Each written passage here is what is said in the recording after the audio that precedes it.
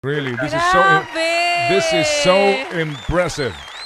Thank you, Sa sir. mga nakikinig ngayon sa amin, unbelievable but true. Ako ho mismo, hindi ko akalain yun, ha? Oh my gosh! Nakakaloka! Hindi ho ako makapaniwala, no? Kung paano niya ho nagagawa iyon. And I'm really so amazed. I am so impressed. Really. Aaminin ko, bilib ako sa'yo, saludo ako sa'yo. Talagang from now on, Lodi ang tawag ko sa'yo. Ladies and gentlemen, prepare your minds for the most sought-after mind reader in the Philippines, the mental assassin, Justin Pinion.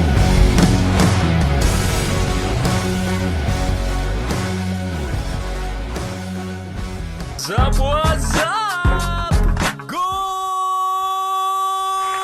morning, Lodi! Nako, eto na nga. Alam mo, dapat isama natin to at pabasa natin sa kanya ang utak ng lahat ng tatakbo sa 2022 elections. Kasama po natin ngayon, kilala siya bilang mental assassin, 4-peat champion, bangon talentadong Pinoy. 4 na beses po siyang nag-champion dyan. Kasama po natin dito sa Good Morning Lodi, the mental assassin of the Philippines, Mr. Justin Pinion. Hello po, magandang umaga po sa inyo, DJ Chacha and Sir Ted. Good morning po. Good morning, Justin. It's an honor, ha? And thank you for finding time na ikay makapiling natin sa ating programa sa Radyo 5. Justin, 4-peat champion ka. Ibig sabihin talagang, kumbaga pa, daig mo pa ang San Miguel at ang talk and text sa championship. Nako, ito Justin ha, kasi meron kang ginawa kung saan umikot ka sa Metro Manila tapos tinatry mong basahin yung nasa utak ng mga tao na nakakasalubong mo. Dito ba ngayon, kaya mo bang gawin yan sa amin ni Sir Ted? Kasi very excited ako malaman kung gaano ka talaga kahusay. Sige nga, sampulan mo nga kami, Justin. Sige, subukan po natin. Okay. Mag-warm up po muna ako ng konti bago natin gawin yung gagawin ko mamaya. So meron po akong papel dito and meron po akong isusulat dito, DJ Chacha. So isusulat ko muna po. Meron So, siya sinusulat sa Meron po papel. meron po akong sinulat na 2-digit number. Okay? So, I'm going to try to resonate that 2-digit number with you po, DJ Chacha. So, first number na pumasok sa isip ninyo na 2-digit, sabihin nyo sa amin right now. Go. Ngayon na, sure ka? Yes po. Yes po. 42. Bakit po 42? Wala, yun ang pumasok sa utak ko eh. Yung kasi ang edad niya. Hindi. Hindi. Sobrang saya ko po na 42 yung pumasok sa isip ninyo kagad. Alam niyo kung bakit? Bakit? Oh my gosh! Oh my gosh! Nakakaloka! Oo. Ikaw, itry mo. Nagulat ako. Nagulat ako. Nagulat ka? Pag sa'yo pala ginawa, magugulat ka talaga. Oo. Sa ating po nakikinig sa radyo, nahulaan po no na tama po ang sinulat na numero nitong si Justin doon sa papel. Sa inisip daw yung numero ni Chacha. Alright, Hindi kami sige. nag-usap before the interview, baka yung iba iniisip nyo. Ngayon ko lang Oo. siya actually nakausap. Ikaw, baby, subukan natin sa'yo. Okay. So ano ang laman ng isip ko ngayon? Anong tanong mo sa akin na Justin? Ito po, may susubukan po tayo. Lalo, sige. gawin po natin po sa inyo, Sir Ted, at saka kay DJ Chacha. So kung napapansin niyo, meron po akong envelope dito. And meron po akong linagay sa loob. So, ipapakita ko muna po sa inyo yung likod, yung ilalim, and ilalapit ko po sa inyo para kita nyo po all the time yung envelope na to. So, yan. So, meron akong linagay dito sa loob ng envelope, pero bago ko po ipakita sa inyo yung laman ng envelope, gagamitin po natin yung yung imagination natin. Kasi, Sir Ted, alam ko, malawak po yung imagination ninyo. So, imagine natin, for example, biglang may nag-news flash. Okay? Biglang may nag-news flash. Ngayon, Sir Ted, magbanggit po kayo ng pangalan ng reporter na tumawag. So, umpisa natin sa reporter. So, pwede pong gawa-gawang pangalan lang or pwede existing na reporter. Sino po yun? Ngayon, sasabihin ko sa mikropono, reporter, Yes, pangalan ng reporter, Opo. O sige. Si Ngongo. DJ Chacha, ang tanong ko naman sa'yo, yung report niya, yung flash report, nasa isang lugar siya. So please mention any place in the world. Any place. Kahit dito sa Pilipinas, pwede. Pwede po, Oh. kahit saan po. Kalamba, Laguna. Uy, nice, Calamba, Laguna. Reporting live from Calamba, Laguna. Ngongo, please come in. Now, last, Sir Ted, ano po yung i-report niya? Okay, ano yung i-report niya? Ano yung flash report niya? Presyo ng espasol. Ano po, tumaas o bumaba? Sabihin na nating bumaba ang presyo ng espasol. Bumaba. Oo. Nice. Para po ngayon sa Natutuwa pinakahuli po pong ako presyo ng sa mga espasol sinasabi at niyo tawagin. because- Go ahead. Kasi a lot of people are asking me if I can predict the future. The truth is, I cannot. I cannot predict the future kasi hindi naman po ako psychic, wala po akong kapangyarihan. And if I can predict the future, dapat ilang beses na ako nanalo sa loto. Di ba? O Tama. kaya na-predict ko na magkakaroon ng COVID. Pero na-realize ko, while learning everything I know now, I realized that yes, I cannot predict the future, but I can create my own destiny. So yun po yung susubukan ko ngayon. Okay? Sana, I'm sure excited na po kayo sa laman nitong envelope na to. Sana nakikita po ninyo, ilalapit ko na lang po sa camera. Namin, yan, sige. Alright, ito ho ngayon sa ating mga tagapakinig. Meron po siyang banatin. Opo. DJ Chacha, okay lang po Okay. ba kung basahin ninyo? Okay, sige. Basahin natin ngayon to. Ikaw na, Cha. Okay. Sige, zoom i-full screen natin kay Dahan-dahan. kay Justin. Headline bukas ngayon ang broadcast. Alright. Uy.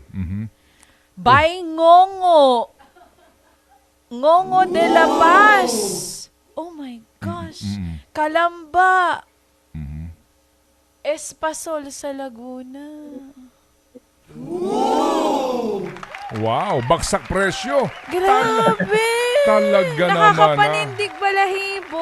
Wow. At hindi, ito Hindi ako makapaniwala Hindi, kasi kasi ako, what- sa akin, joke-joke lang yung Ngongo, Yeah, oo. yung espasol sa Calamba, Laguna mo.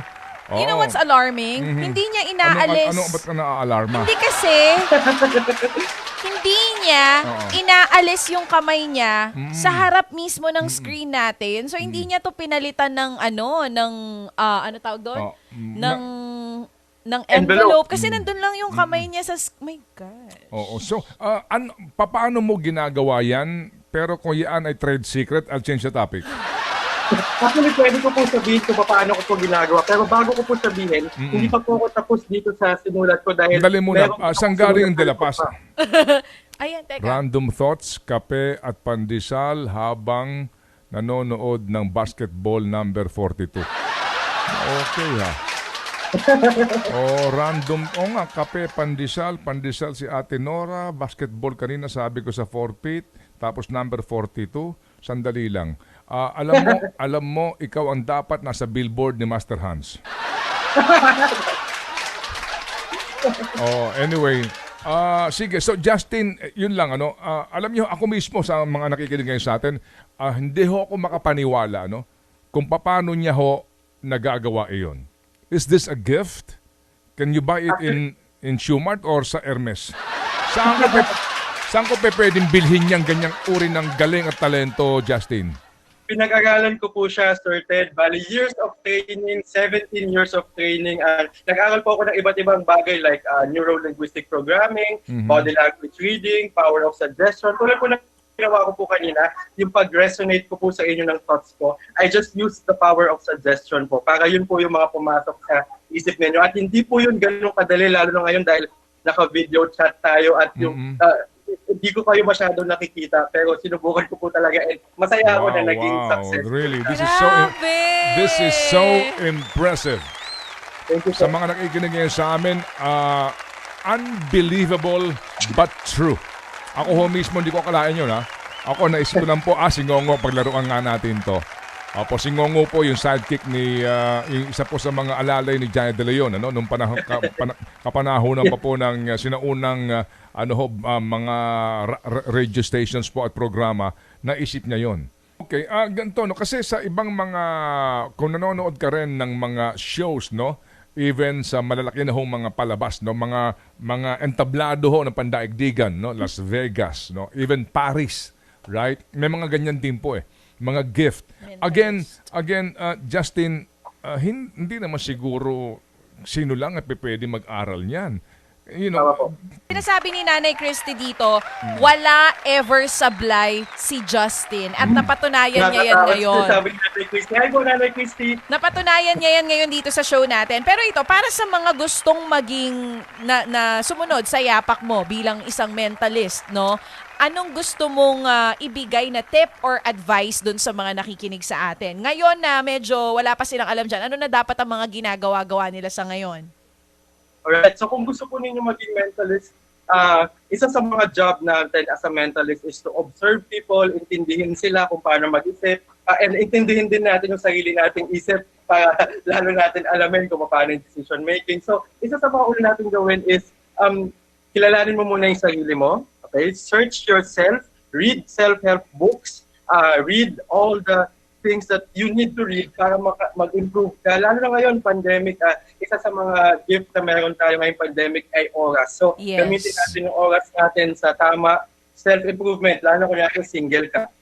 Self-improvement, dahil kapag nakakita-kita mo yung tamang tao para sa'yo, improve ka na and deserve ka niya, deserve niya yung isa't isa. So, una yun, hanapin mo muna yung sarili mo kasi once nakuha mo na yun at confident ka na, lahat ng kailangan mo matutunan, susunod na lang yan. Pero yung pinakamahirap talaga yung first step and yung dedication sa craft. Ako, nag-aral ako 17 years. Hanggang ngayon, nag-aaral pa rin po ako. Pino-perfect ko pa rin yung craft ko. Mahirap po talaga siya. Pero I'm trying my best. Yan. Pero, well, that's a good really point, no, where to start, yung mga gusto kang sundan. Justin, ako, I have to say this straight na it's a gift, no? Yeah. Hindi lahat ng tao magkakaroon yan. Justin, it's a gift. It's a gift. Now, you have to use it wisely. Yeah. No? You have to make it, you have to use it sa magandang pamamaraan. Ano ang, maliban sa entertainment na ibinibigay mo sa amin, pagkamangha namin dito, ano ang magiging contribution mo para sa bayan using that gift? Pwede bang mahulaan mo na ang mga tatakmong pangulo na magnanakaw? O kaya mga, hoy! Ha!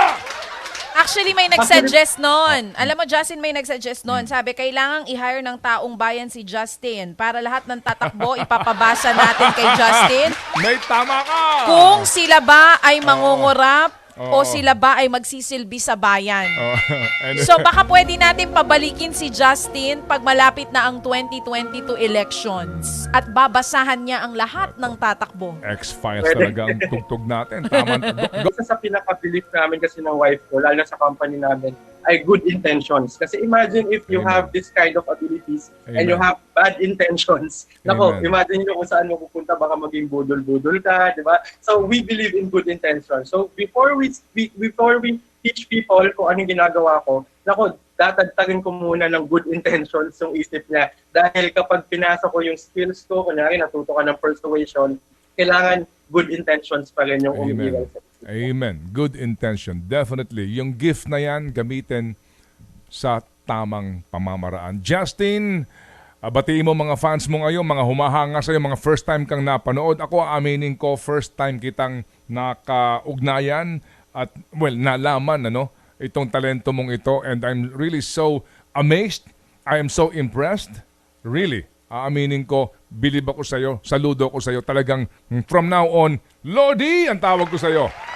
Ang iyong mensahe sa lahat ng mga nakikinig ngayon sa atin at nanonood sa atin. And we say thank you kay Ma'am Cherry Baile for facilitating this guesting of yours sa ating programa.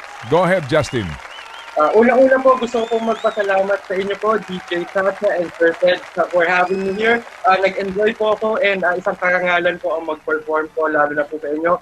Sir Ted, idol ko po kayo. And una po talaga kinakabahan ako kasi hindi ko alam kung paano ko ito gagawin. Pero at least nagawa natin and masaya ako na nagustuhan ninyo. And tayo po sa mga viewers and listeners po natin, maraming salamat sa mga ganda ninyong mga sinasabi. You can add me on Facebook, just look for my name, Justin Piñon. please subscribe to my YouTube channel. Nandun po yung mga videos ko. And sana, supportahan niyo po ako sa Bangon Talentadong Pinoy. Isang panalo na lang po, Hall of Famer na po ako. So please, Wow. send me your prayers and maraming salamat po. Alright, mga kapatid, the one, the only, Justin Piñon. Thank you so much. you. Siya po ang ating Good Morning Lodi. What a way to end the week, mga Yeah. kapatid. What a way. Let's put our hands together now again. Alright, for Grabe yun. Justin Piñon. Thank you, Ma'am Cherry. Thank you so much po. Grabe, Ma'am Cherry. Should you accept? Your mission mission. for next week. Hoy!